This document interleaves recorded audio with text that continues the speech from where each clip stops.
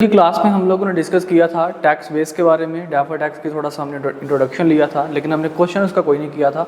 Tax base के identify करने वाले हमने क्वेश्चंस किए थे। तो टैक्स बेस के लिए हमने कहा था कि अगर एसेट है तो उसका टैक्स बेस हम कैसे जज करेंगे। तो हमने कहा था जनाब अगर तो उसके जो इकोनॉमिक बेनिफिट हैं अगर फ्यूचर में टैक्सेबल हैं तो हमारे टैक्स बेस क्या होगी, जितने भी फ्यूचर में डिडक्टेबल आपके अलाउड होंगे, डिडक्शन जितनी भी अलाउड होंगे that would B tax base. और अगर फ्यूचर में टैक्सेबल नहीं है तो कैरिंग वैल्यू के बराबर होगी हमारी टैक्स बेस।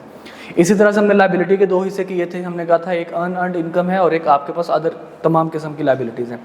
अनअर्न्ड इनकम के लिए हमने कहा था कि हमारी जो टैक्स बेस है that would be equal to carrying value minus amount not taxable in future. ठीक है, मतलब जो अमाउंट टैक्सेबल इन फ्यूचर होगी वो हमारे लिए कैरिंग वैल्यू में से वो माइनस नहीं होगी, बल्कि माइनस कौन सी होगी, जो अमाउंट फ्यूचर में टैक्सेबल नहीं है।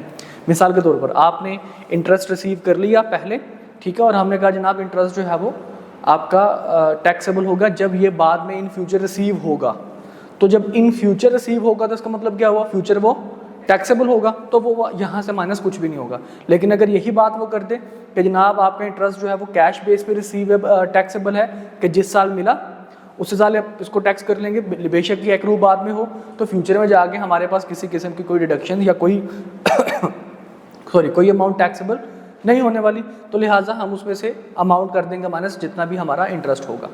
ओके, और इसी तरह से अदर लायबिलिटीज़ के लिए हमने कहा था टैक्स बेस बराबर है current carrying value minus future deductions for tax, जैसे कि एसेट के लिए था फ्यूचर डिडक्शंस फॉर टैक्स।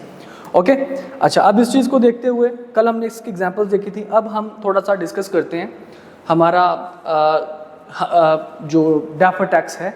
अब डेफर्ड टैक्स या तो एसेट हो, कल की क्लास में हमने कहा था कि एसेट के लिए टैक्स बेस क्या होगी, लायबिलिटी के लिए टैक्स बेस क्या होगी।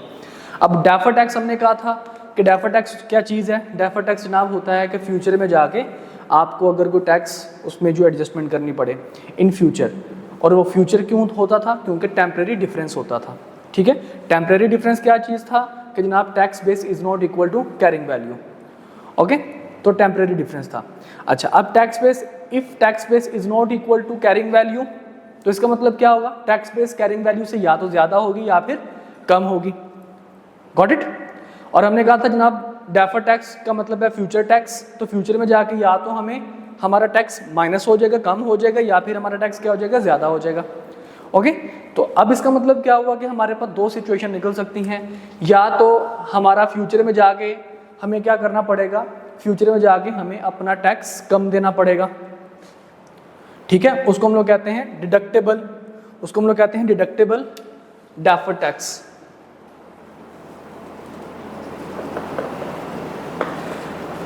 डिडक्टेबल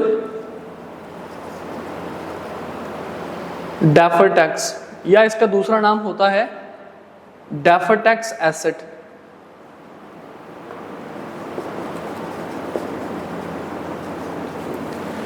डिडक्टेबल डेफर्ड टैक्स या फिर डेफर्ड टैक्स एसेट, यानी कि ऐसा डेफर्ड टैक्स जिसकी वजह से आपका फ्यूचर में टैक्स क्या होगा, कम होगा, मतलब आप इसको माइनस करवाया करते हैं फ्यूचर में जाके। ठीक है, अब ये कब कंसीडर किया जाएगा, हम कहते हैं जनाब अगर तो है एसेट, किसका केस है, एसेट का केस है। अब एसेट में कैरिंग वैल्यू, कैरिंग वैल्यू क्या चीज थी, हाँ जी, कैरिंग वैल्यू वो चीज थी जो IFRS के हिसाब से एसेट की वैल्यू निकल रही है। ठीक है, और टैक्स बेस क्या चीज थी, जो टैक्स लॉज के हिसाब से एसेट की वैल्यू निकल रही है। कहता है जी if asset carrying value is lesser than tax base, अगर एसेट है और इसमें कैरिंग वैल्यू क्या है जनाब, लेसर देन टैक्स बेस है, इसका मतलब क्या है, देखिए carrying value is lesser than tax base, कि टैक्स वाले ने शुरू में क्या किया होगा, उसके हिसाब से वैल्यू ज़्यादा आ रही होगी, कैरिंग वैल्यू जो है वो उसने डेप्रिसिएशन ज़्यादा चार्ज करवा के, तो उसके हिसाब से कैरिंग वैल्यू कम आ रही होगी। ओके, अच्छा, अब ये जल्दी खत्म हो जाएगा, टैक्स वाला जो है वो आहिस्ता आहिस्ता थोड़ी देर बाद जाके खत्म होगा। फॉर एग्जांपल अगर ये 20% डेप्रिसिएशन चार्ज करते हैं और ये 10% डेप्रिसिएशन चार्ज करते हैं तो कैरिंग वैल्यू 80 आ रही होगी और यहाँ पे टैक्स बेस 90 आ रही होगी, ठीक है। अच्छा, अब हमें ये पता है कि फ्यूचर में जाके जो अमाउंट का डिफरेंस आएगा वो कितने का आएगा, 10 का आएगा। तो फ्यूचर में जाके हमारा टैक्स जो होगा, जैसे जैसे हम इसको आहिस्ता आहिस्ता डेप्रिसिएशन माइनस करते जाएंगे, ये 5 सालों में ख़त्म हो जाएगा, ठीक है, ओके। 20% है ना, ये 5 सालों में ख़त्म हो जाएगा, ये 10 सालों में जाके ख़त्म होगा। तो इसका मतलब क्या हुआ कि फ्यूचर में जाके हमारा जो एक्सपेंस है वो बढ़ता जाएगा, यानी कि 10 सालों में जाके ख़त्म होगा, ये 5 साल के बाद एक्सपेंस ख़त्म हो जाएगा। इसका मतलब क्या हुआ कि फ्यूचर में जाके हमें क्या मिलेगा, हमें इससे बेनिफिट मिलेगा, हमारा डेप्रिसिएशन का एक्सपेंस जो है वो हम चार्ज करवा सकेंगे। विच मीन्स कि हम अपने डेफर्ड टैक्स को क्या मान लेंगे, deductible deferred tax, that is deferred tax asset, okay. और अगर यही चीज अगर आपके पास लायबिलिटी है,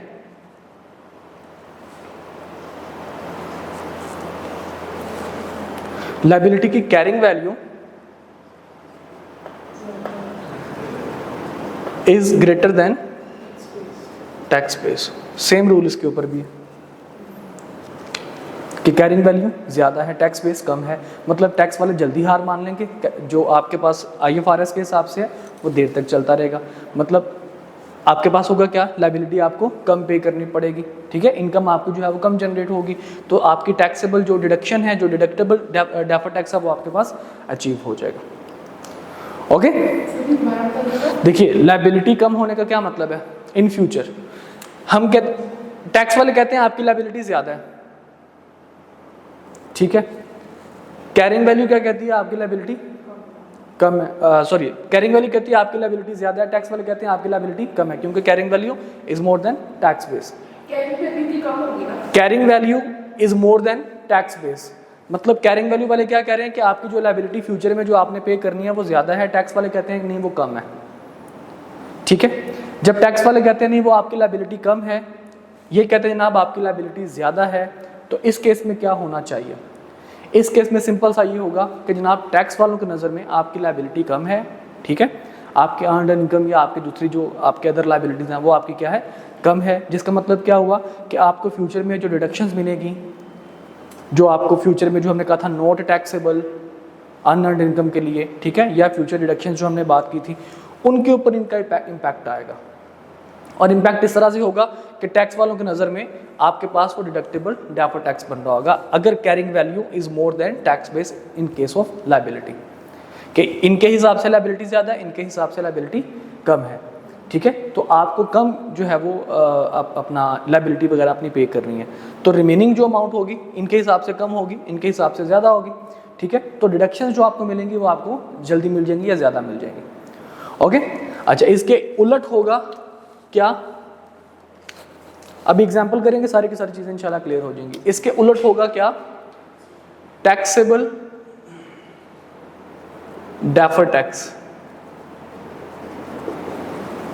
या फिर डेफर्ड टैक्स लायबिलिटी।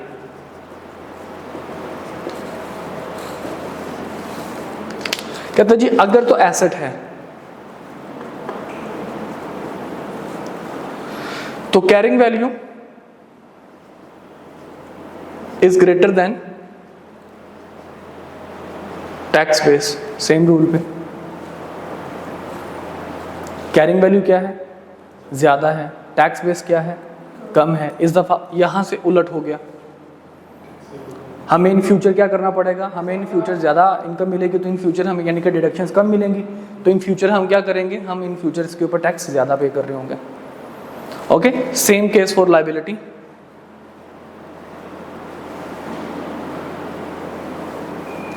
कि carrying value is lesser than tax base, कि हमारी जो कैरिंग वैल्यू है वो टैक्स बेस से कम है, ठीक है।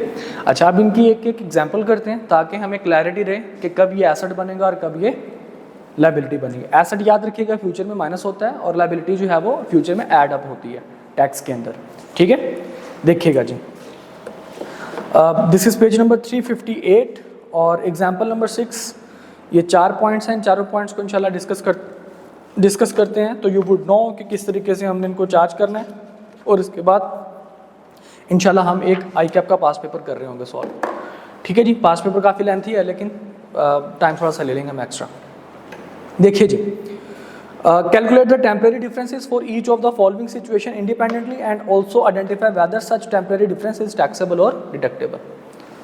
कहते हैं जी टेम्परेरी डिफरेंस जो है वो टैक्सेबल है कि डिडक्टेबल है, मतलब डेफर टैक्स डिडक्टेबल है या यानी कि डेफर टैक्स एसेट है या फिर डेफर टैक्स लायबिलिटी है। डिडक्टेबल हुआ तो एसेट और अगर टैक्सेबल हुआ तो लायबिलिटी। पहला कहता है जी a plant was acquired at start of the year for ₹100 million, it has been useful life of 5 years and nil residual value. इसकी यूजफुल लाइफ कितनी है जी 5 साल, और इसकी रेजिडुअल वैल्यू कोई नहीं है। अब कहता है जनाब tax authorities allow 30% depreciation in on reducing balance method. देखिए बेटा, ये इसको मिटा दूं, ये याद रहेगा ना, माइंड में रहेगा ना, ठीक है जी।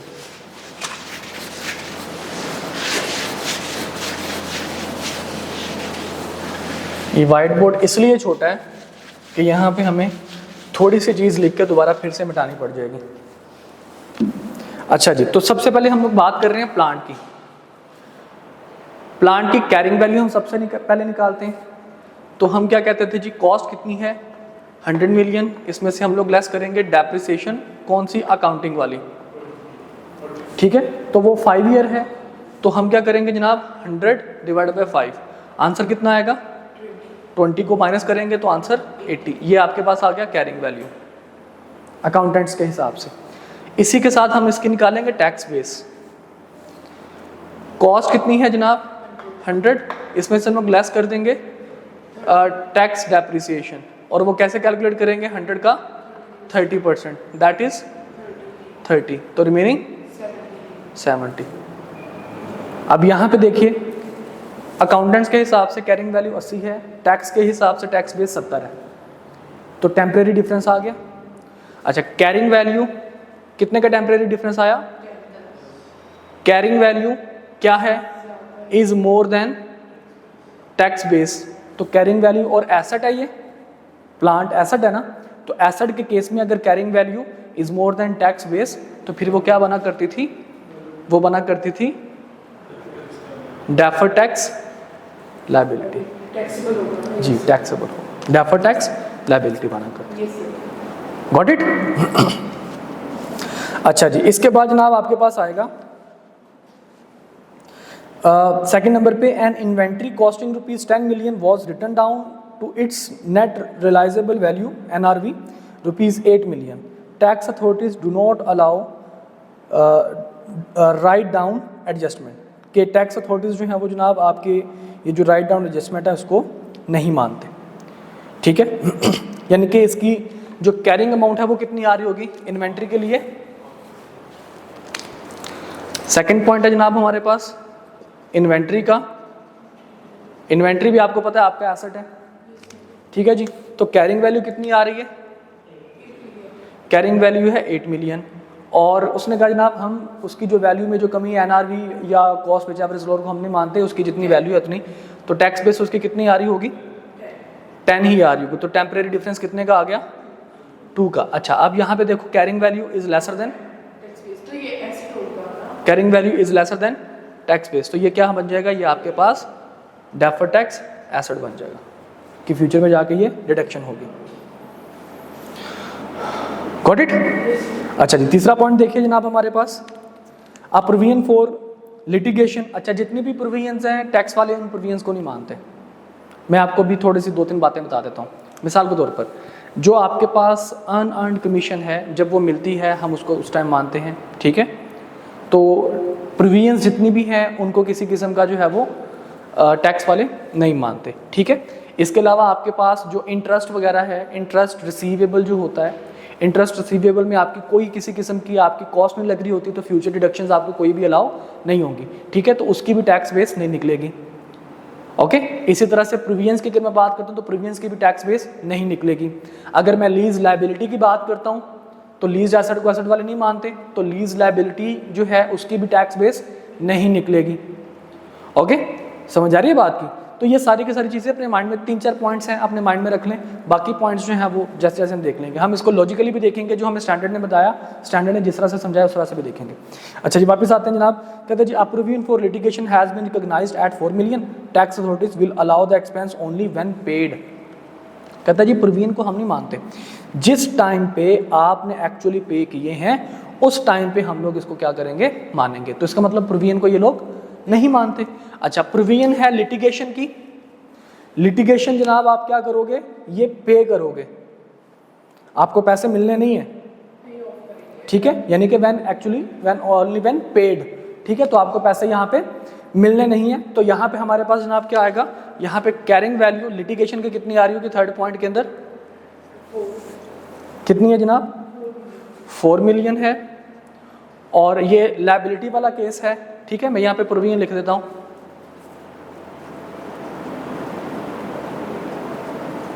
प्रोविजन ऑफ लिटिगेशन,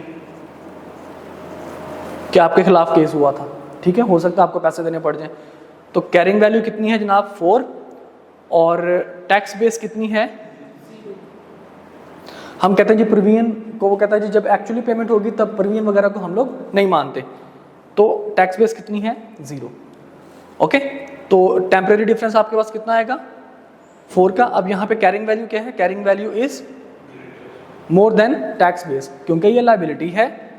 तो जब carrying value of liability is more than tax base, तो वो क्या बनेगा हमारे पास, एसेट बनेगा, डेफर्ड टैक्स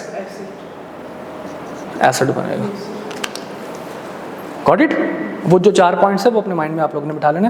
फाइनल आपके पास क्वेश्चन है जनाब, a financial liability has been measured at fair value of ₹7 million.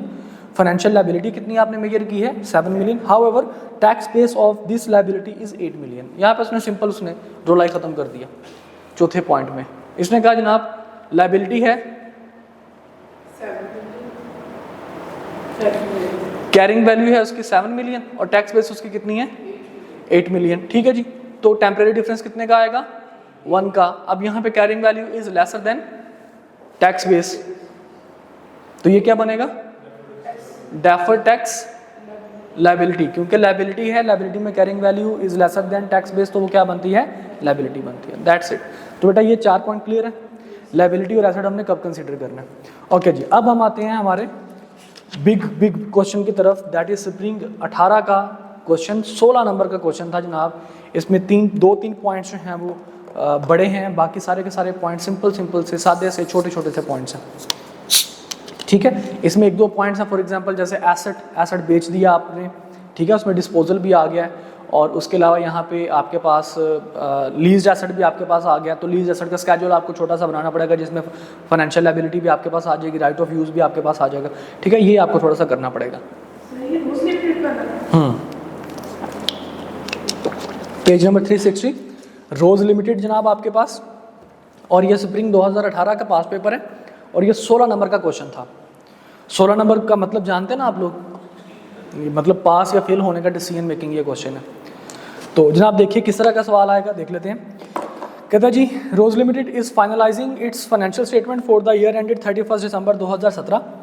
In this response the following information has been gathered. Applicable tax rate is 30% except stated otherwise. कहता है जी वैसे तो normal कितना tax rate है, 30%। अगर कुछ और मेंशन है, आगे चलकर देखेंगे 1-2 चीज़ें मेंशन होगी, अगर कुछ और मेंशन है तो वहाँ पे उस हिसाब से हम लोग लेके चलेंगे। कहते जी during the year RL Rose Limited incurred advertising cost of 15 million. RL ने क्या किया, एक्सपेंस बना लिया 15 मिलियन का एडवर्टाइजिंग कॉस्ट को। This cost is to be allowed as tax deduction over 5 year from 2017 to 2021। उसने कहा जनाब ये जो कॉस्ट है ये तुम्हारा एक्सपेंस नहीं है। टैक्स वाले क्या कह रहे हैं, टैक्स वाले कहते हैं तुम्हारा एक्सपेंस नहीं है, बल्कि आप इसको 5 साल तक क्या करोगे, इसको डिवाइड करोगे, मतलब ये तुम्हारा एसेट बन गया। ओके, 1 साल तो ये, बाकी रिमेनिंग आपके पास रह गए 4 साल, ठीक है। तो टैक्स बेस उसकी कितनी निकलेगी, रिमेनिंग अमाउंट निकलेगी, वो देखते हैं अभी साथ साथ हम देखते जाएंगे। अच्छा जी, उसके बाद कहता है जी बल्कि इसको ऐसा करते हैं साथ साथ सॉल्व करते रहते हैं, क्या कहते हैं, या पूरा एक दफ़ा पढ़ लें, क्योंकि इसमें हो सकता है कि नीचे एंड में कोई चीज़ उसने डिफरेंट बता दी हो। एक दफ़ा पूरा पढ़ लेते हैं, दोबारा फिर आ जाते हैं।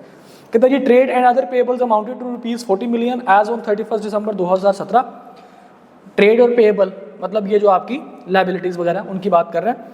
40 मिलियन थी आपके ईयर एंड पे, विच include unearned commission of ₹10 million. अब यहाँ पे अनअर्न्ड इनकम है कितना जनाब, 10 million. Commission is taxable when it is earned by the company. कहते जी टैक्सेबल कब होगी, जब ये अर्न कर लेंगे, तो फ्यूचर में जब आपको पैसे मिल जाएंगे तो उस टाइम पे हम इसको मान लेंगे। ठीक है जी।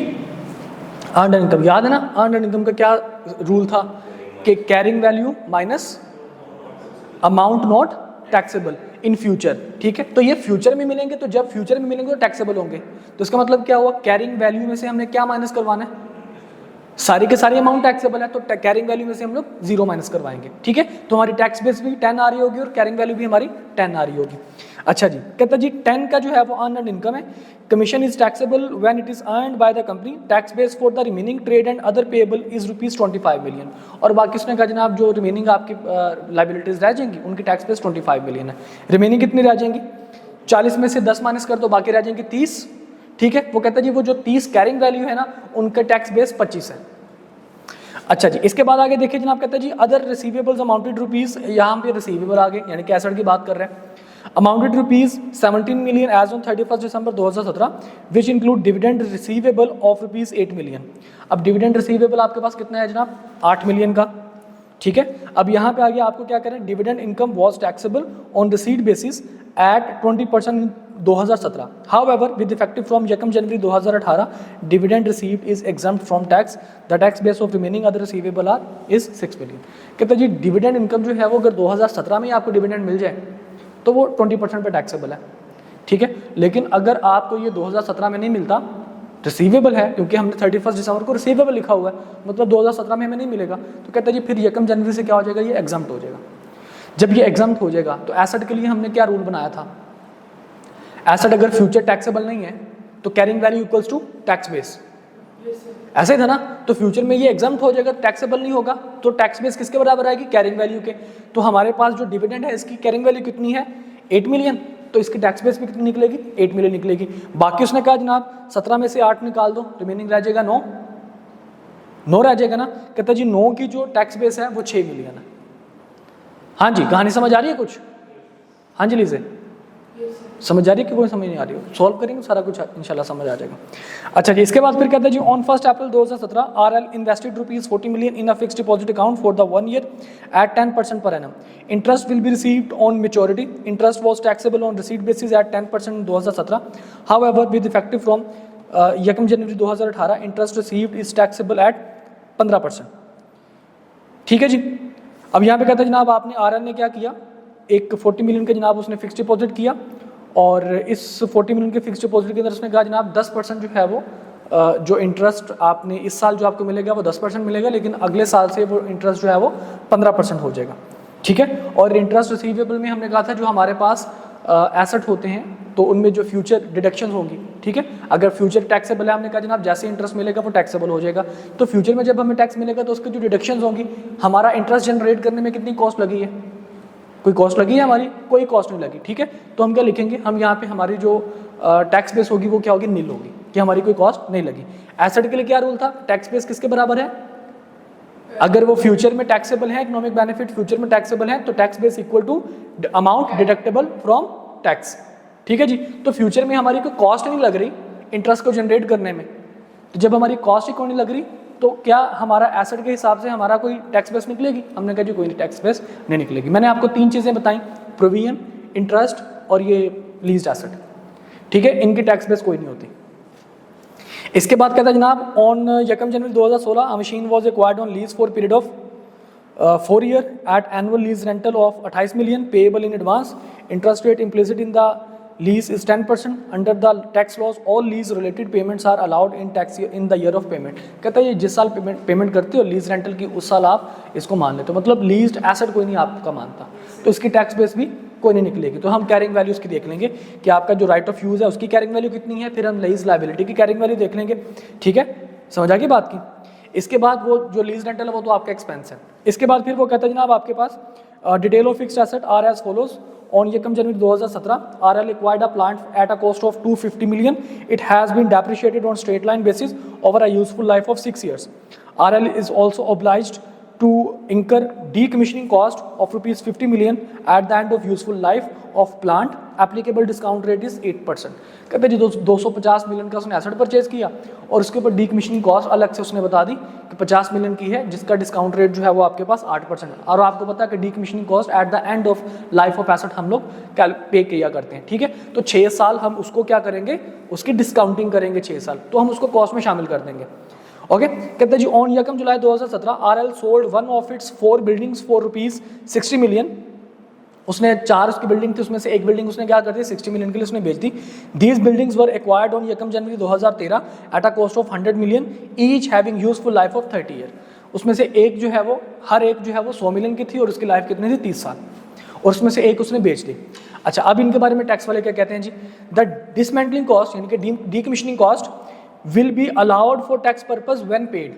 कहता है जी फ्यूचर में जब आप पे करोगे तो तब हम अलाउ करेंगे, इसको हम लोग अपने आपके एसेट का हिस्सा नहीं बनाने वाले, ठीक है। तो मतलब टैक्स बेस के हिसाब से आपकी जो अमाउंट निकलेगी वो 250 मिलियन के ऊपर टैक्स डेप्रिसिएशन माइनस करने के बाद निकलेगी, और जबकि आपकी कैरिंग वैल्यू निकलेगी वो 250 मिलियन में डीकमिशनिंग कॉस्ट ऐड करने के बाद और उसके जो 6 साल का जो होगा वो उस हिसाब से निकलेगी, ठीक है। डेप्रिसिएशन अकाउंटिंग डेप्रिसिएशन माइनस करने के बाद निकलेगी।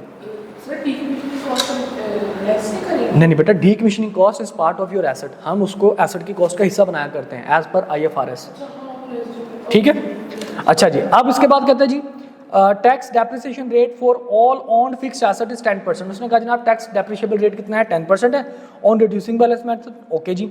Further full year's tax depreciation is allowed in year of purchase while no depreciation is allowed in year of disposal। कहता है जी जब आप परचेज करेंगे तब तो डेप्रिसिएशन टैक्स अलाउड है, लेकिन जब आप बेचोगे तो तब आपके पास डेप्रिसिएशन अलाउड नहीं है, ओके। तो इन ये 2 पॉइंट्स, ये खास करके ये वाला पॉइंट ये थोड़ा सा डिफिकल्ट है, और ऊपर जो है वो उसकी कैलकुलेशन, बाकी सारे के सारे पॉइंट्स बहुत आसान है। तो यहाँ पे जनाब हम कम से कम बाकी पॉइंट्स तो लिखते हैं और इन पॉइंट्स की तरफ भी हम लोग मूव ऑन करेंगे।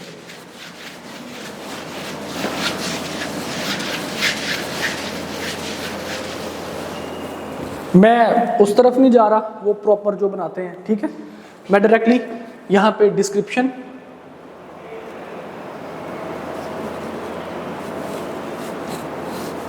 यहाँ पे जनाब कैरिंग वैल्यू, यहाँ पे जनाब आपके पास आ जाएगा टैक्स बेस,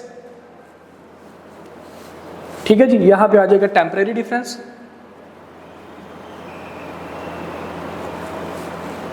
और यहाँ पे आपके पास आ जाएगा टैक्स रेट,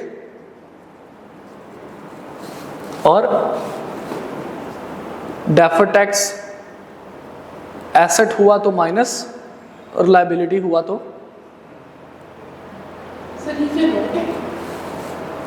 नहीं। ये डेफर टैक्स का आप ये समझ लीजिए कैलकुलेशन हमने करनी है, ये वर्किंग है, ये हमने कैलकुलेशन करनी डेफर टैक्स की।